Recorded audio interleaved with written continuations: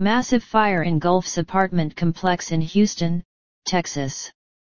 5-alarm fire could be seen from miles away as it destroyed a high-rise building containing 368 apartments.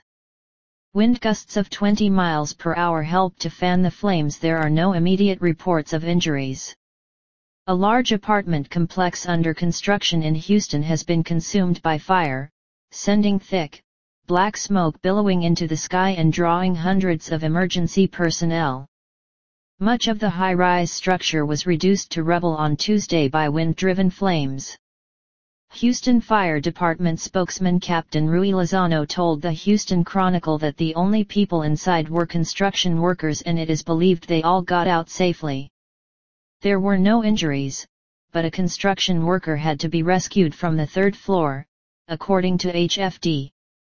Employees at a nearby high-rise say the worker tried to use a fire extinguisher to put out the flames on the roof, but the fire suddenly began spreading. They watched in horror as the man looked desperately for a way to get down.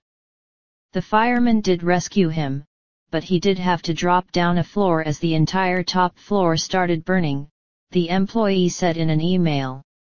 At one point, the worker dangled perilously from a third-floor windowsill. He said one man was rescued as he prepared to jump to safety. No injuries have been reported. The dramatic blaze first was reported about 12:30 p.m. The fire was upgraded to a 5-alarm call about an hour later. Fire officials said more than 200 emergency personnel were at the scene Tuesday afternoon and were working to protect nearby buildings. Flames engulfed the apartment complex as 200 firefighters in 80 units fought to gain an upper hand on the blaze. The 5-story, 368-unit building was destroyed.